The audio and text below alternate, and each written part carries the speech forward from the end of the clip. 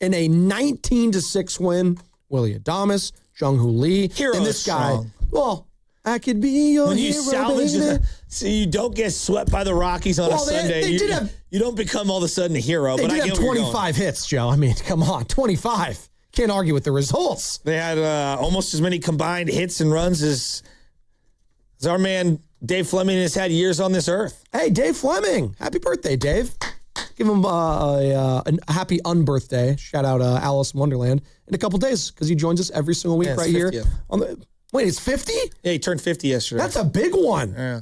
That's significant. Why does he still look 35? I don't know. Why does he still look like Mark Randy? Is he older or younger than Mark Willard? I think they're the same age. Didn't Mark just turn 50? I think so. Yeah.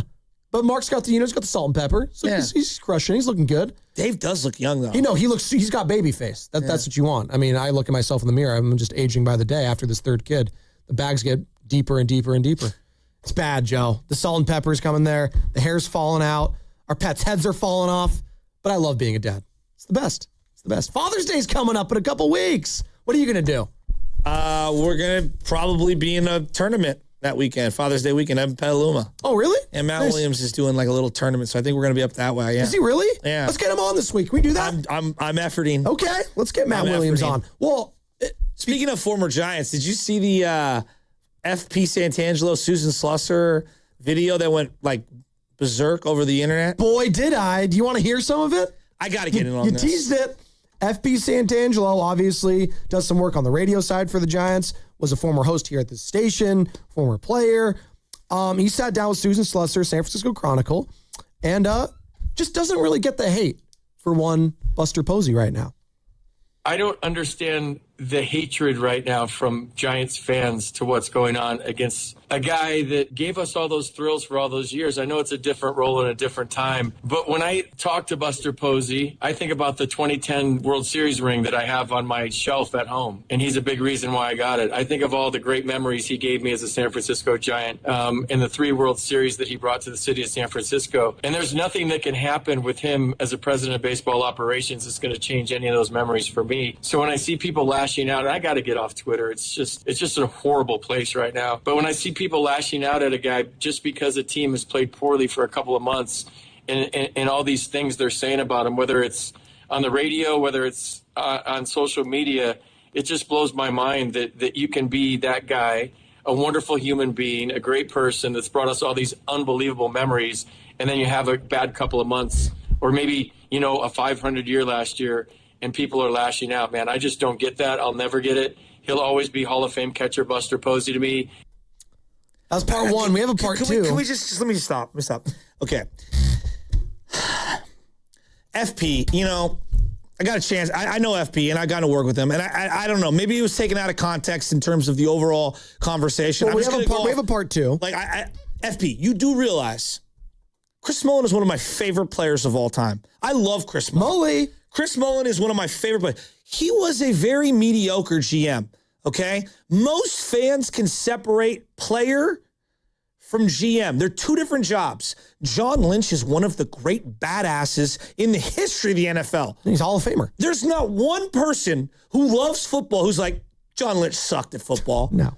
No, dude, he was awesome. The question is, are you a good GM? Which is a completely different skill set. Do you know how many different salesmen I worked with who were horrible managers? Best salesman I've ever worked with in my life. But in terms of managing people, terrible. Couldn't do it. And vice versa. It could go the same way. Yeah. Like what?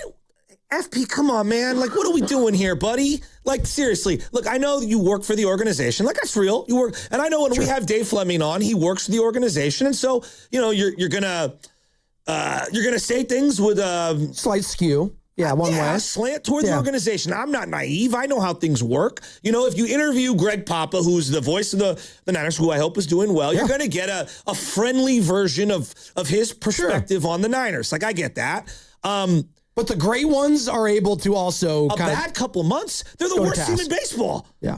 FP, they're one of the worst teams in baseball. A bad couple of months. You went into the year with no closer and no setup man. You went into the year after you traded away your closer and your setup man last year, And then a week later, that guy who you wanted to be the closer wasn't good at closing. I'm talking about Randy Rodriguez, who I like. You know, I like him, but wasn't good at closing. And then blew his arm out and was done for a year and a half. What most fans can separate the two. We know the difference. We know the difference. Like, hey, Mike Montgomery, was he a good college coach? Yeah. Yeah, he's one of the great Stanford college coaches ever. He was a terrible NBA coach. Yep. We understand nuance. John Calipari, right? Yeah, come on. Well, what is he talking about? And here's the thing. Because we love Buster, we're actually being kind of nice in this situation. Yeah. Did you see what we did to the last GM? We ran out of town on a pitchfork. And, you know, like, I've had a few, like, issues with the way FP's been talking about this team and the people that talk about the team. FP, he's made his big deal. I don't see anybody coming to the games. Dog, I'm watching the game with my 2.5-year-old in the living room. You're paid to do PR for them. I'm paid to analyze what I'm watching, all right? Do you know how much I spent on opening day? Does he know? I'm a paying customer. Do you know what I'm spending on opening day? I took my kid and my wife. I spent almost a rack, okay? I spent a lot of money to go watch that team. They got the crap kicked out of them on opening day. Little did I know it was a sign of things to come. But, like, I'm supporting this team financially with my wallet. What do you mean I'm not allowed to be angry a little? What are you talking? I'm the consumer. If Apple puts out a product and a year later I got to buy a new one because you created an update, hell yeah, I'm going to be pissed off. I spent $1,000 on the phone.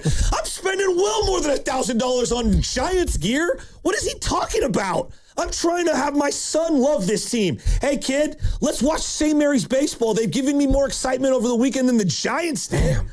Like, what?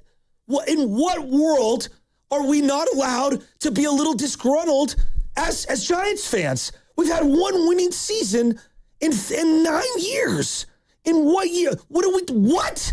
Now, look, let's be real here. Does that mean I run to Matt Chapman's DMs and say some heinous things? No, those people are morons and they don't represent the fan base and it's heinous. Like that level of hatred and all that belongs nowhere in society. Being a little ticked off because your Giants team that you love and you've supported forever stinks to the high heavens. And my grandmother knew that they needed a closer and my mother knew that they needed a setup man, like who don't even watch baseball. Anyone could have told you that. Like, what are we talking about? Like, I don't have a ring without him. You did post-game radio because Eric Burns went away. What are you talking about, FP? Stop. Like, stop it.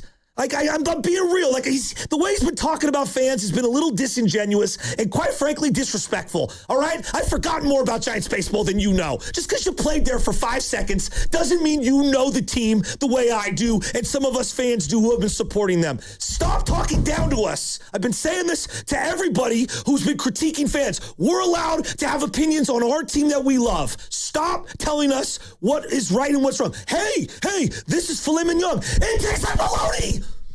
You're the second worst team in the National League. You almost got swept by the Rockies. Yeah, we could be a little angry. You got Adrian Hauser and Malley in the rotation, and they stink. What are we talking about? I'm sorry, I'm done.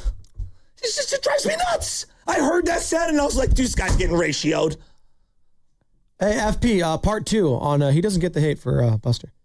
He knows more baseball in that rant I just went on about Buster Posey than I'll ever know. He's forgot more baseball in this last sentence than I'll ever know. And while maybe this is a work in progress for him and a new experience for him and possibly overwhelming at times, he's learning, Tony's learning, Hector Borg was learning. And I said this before the season started. There's going to be a lot of moments early in the season with a new manager from college that we're going to be like, whoa. And there's going to be some whoa or WTF moments. But I think for the most part, Tony's done a good job with what he has. And a lot of stuff looks good on paper in spring training. A lot of stuff looks good in the offseason when you make these moves. And then it's up to the players, to your point, Susan, to perform, to get to the back of their baseball cards and do their job. But all this hatred toward the front office right now is just blowing my mind. Yeah, but FP, the people that put those players in the position are the front office. So I'm going to get at the front office for putting the players on this team that aren't performing well. See, this happens all the time in football. This happens all the time